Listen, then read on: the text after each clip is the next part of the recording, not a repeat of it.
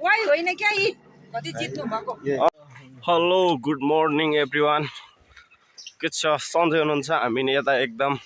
अब आजबाट ठिकै छौँ भनौँ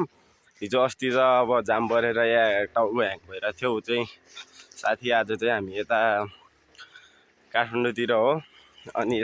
भ्लग आउँदै गर्छ होइन अब बिहान नै छ 6 बजीदेखि नै काम लाग्नुपर्ने रहेछ अब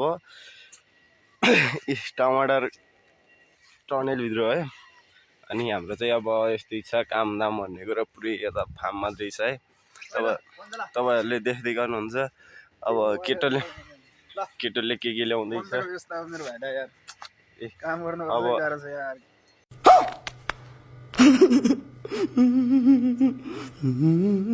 काम गर्नलाई पन्जानी चाहियो होइन हात त त्यत्तिकै बिग्रिन्छ जस्तो लाग्छ के छ अब काम दाम त गर्नै पर्यो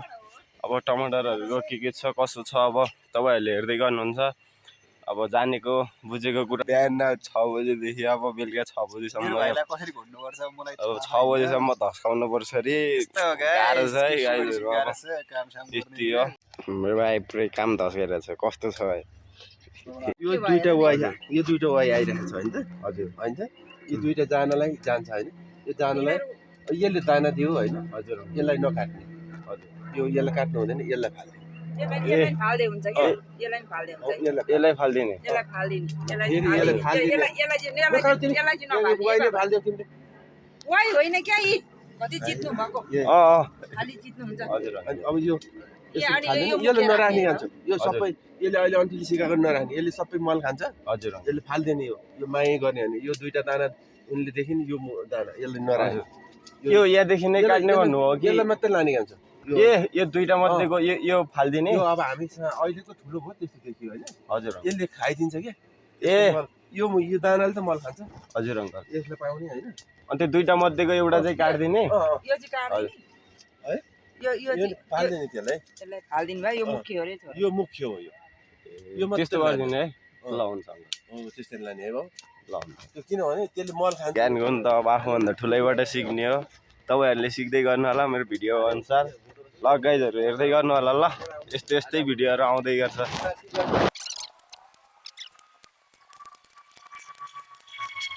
हेलो गाइजहरू ल भाइले चाहिँ भात पकाएर राखेको कि नै भात पकाउनलाई अगाडि नै पठाइसकेको थिएँ के हेर्नु गाह्रो छ नि त 11 बज्न लागिसक्यो अब भात सात खानु पऱ्यो के गर्नु पऱ्यो अब फेरि पछि बेलुकातिर एकचोटि फेरि टमाटरको काटछाँट कार्यक्रम हुन्छ अब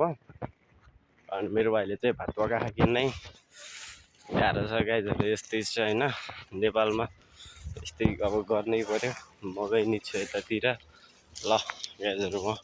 भित्र गएर मेरो केटोले त्यो भात पकाएको कि नै देखाउँछु नि त